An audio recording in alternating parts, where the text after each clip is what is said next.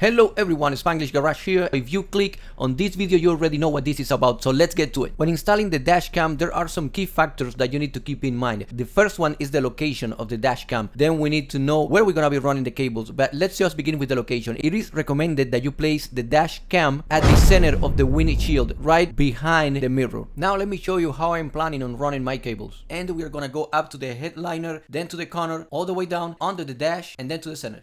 It's really important that you choose the right SD card for your dash cam. We're gonna be talking about that in just a moment. Running the cable through the headliner is really simple. You don't even have to use any tools. Now, when going through the plastic corner and then down through the weather strip, that's a different story, but it's still really simple. I like to do these installs as clean as possible, so I will be routing the cable out of sight and showing you how to get the professional looking results without spending hundreds. If running the cable through the driver's side is something that you don't like for any reasons that you might have, you can go through the passenger side and do the same process. Basically go through the headliner, then through the corner, down, and then under the dash up to the center. It's up to you. Alright, here is the dash cam that I will be installing today. Nothing too fancy, but it gets the job done. Let's take a quick look what comes inside the box. Just so you know, this dash cam is something that I bought with my own money. This isn't a sponsored video, and I am not getting paid or receiving anything free to promote it.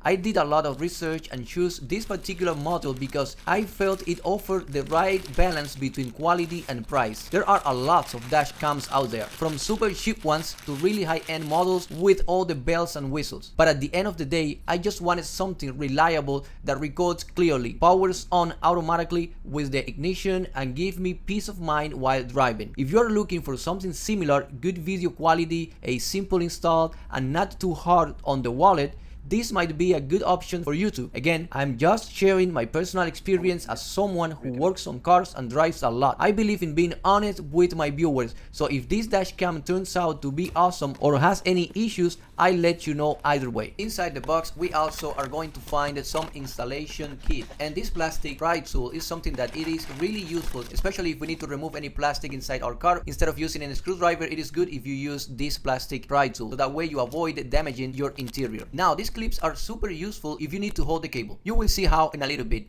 In my case, I'm gonna be using just one, but it depends. Next, there is a piece of double-sided adhesive tape. This is used to mount the dash cam bracket to the windshield.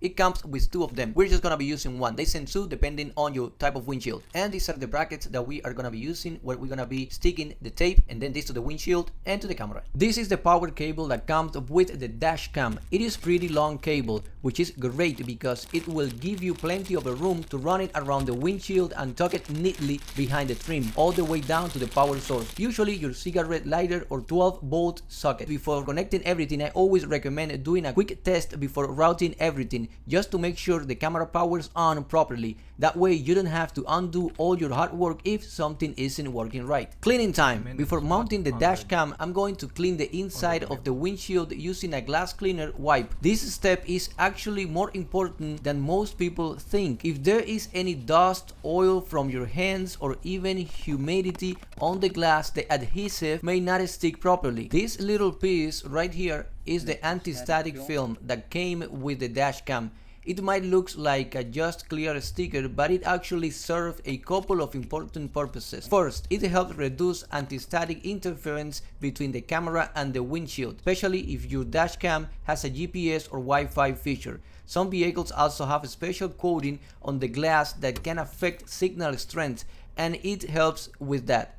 Second, it acts as a protective layer between the adhesive mount and the windshield. Installing it is simple. Just peel and stick it right where you plan to place the camera mount. Make sure the area is clean and dry. Try to line up as centered and level as possible.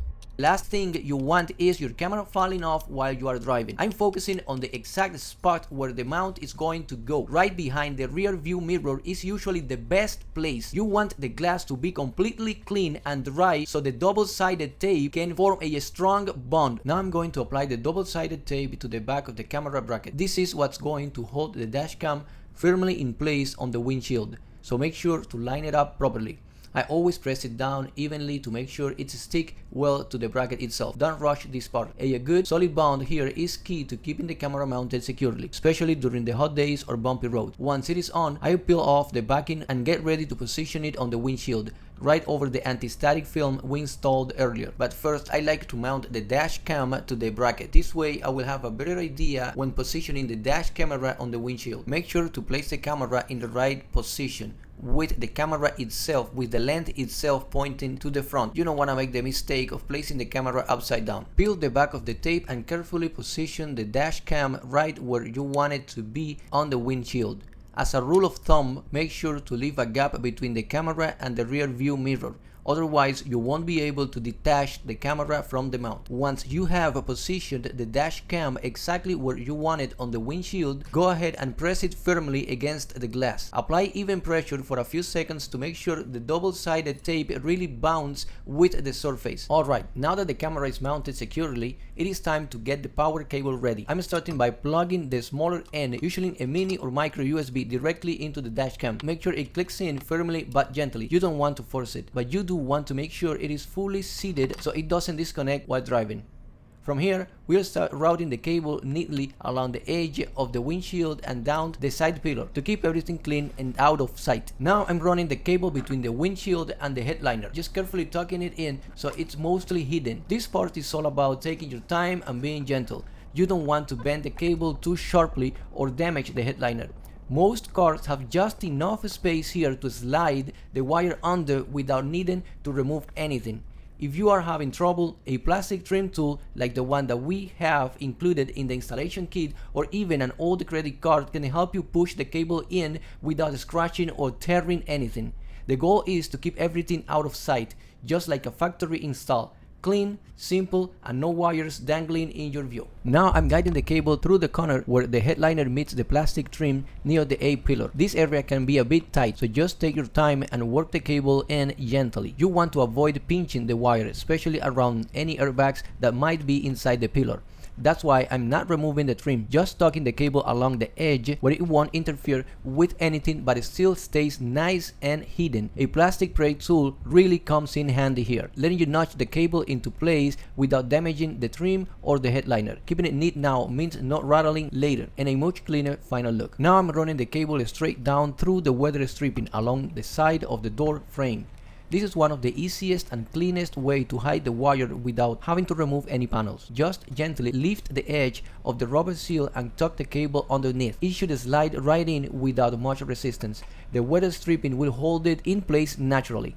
This method not only keeps things looking neat, but it also protects the cable from getting any damage. Before I secure the cable under the dash, I'm gonna go ahead and connect the camera and give it some power to see how it's working. And as you can see, the camera powers on and everything seems to be working as expected. Now that everything is wired up and the dash cam is powered on, I'm going to take the moment to adjust the lens angle. You want to make sure the camera has a clear, level view of the road ahead, not pointing too high toward the sky or too low at the dashboard. A good rule of thumb is frame about 60% road and 40% sky in the shot. Most dash cams allows for a little up and down tilt as you are seeing on this camera, or side to side adjustment. So take your time here. It might seem like a small step, but getting the right angle is key to capturing useful footage, especially in the event of an accident. Before we wrap things up, let's talk about the SD card. This little guy is one of the most important parts of your dash cam setup. You want to make sure you are using a high endurance micro SD card, not just any regular one you'd use in your phone or camera. Dash cams are constantly recording and writing data, and standard cards can wear out fast. I personally recommend going with something like the SanDisk High Endurance, the Samsung Pro Endurance, or the Kingston High Endurance card. These are all built to handle thousands of hours of continuous recording without failing. Make sure the SD card is at least a class 10 or U1